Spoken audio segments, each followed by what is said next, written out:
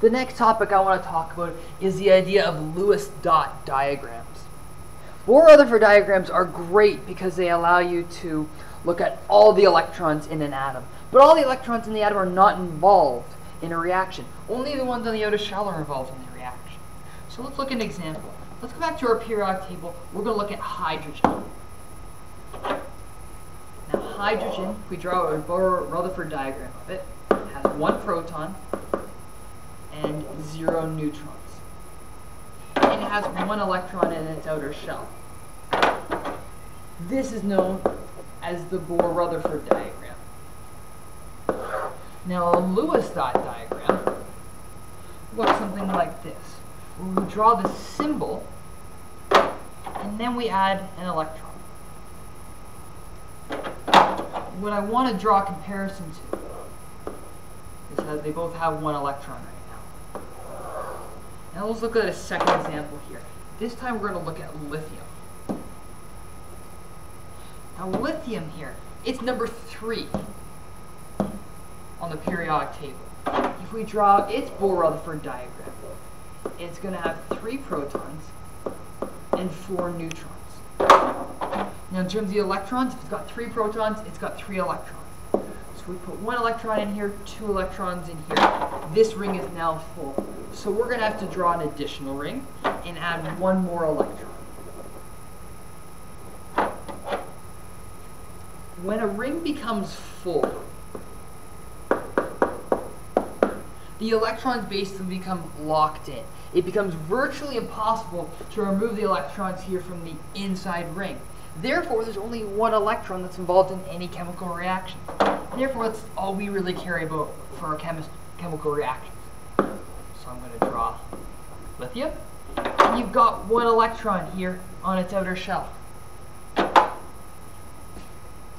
As you can see, both hydrogen and lithium both have 1 electron. Why? Because they have 1 electron on the outer shell.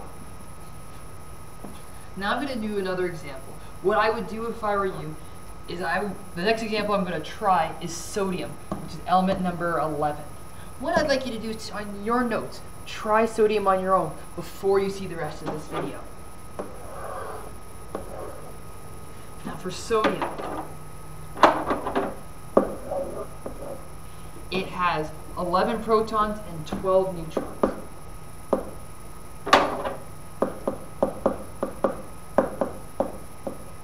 And if it's got 11 protons, it's got 11 electrons. So 1, 2,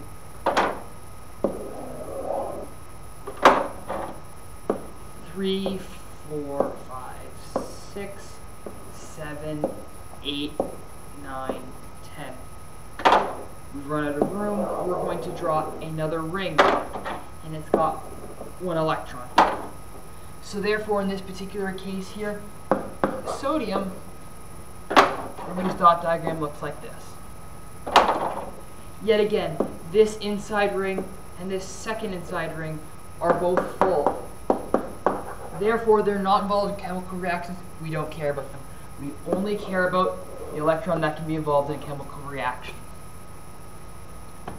Now let's try an example that doesn't involve the first row of the periodic table. Let's move over to the middle.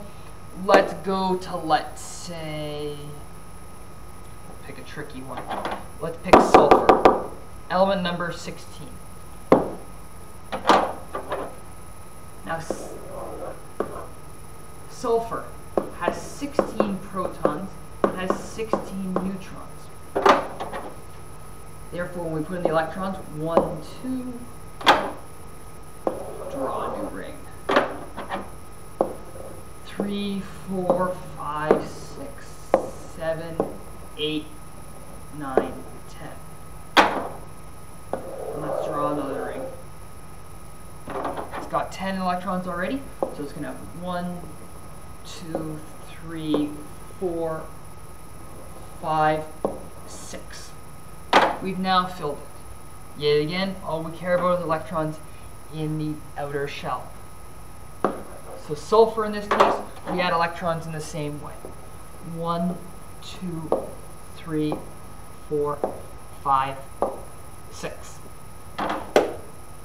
So what I would ask you to do now is you're going to return to this sheet right here. And I want you to this time, since you've already done your Bohr-Rutherford diagrams, do the Lewis dot diagrams beside them.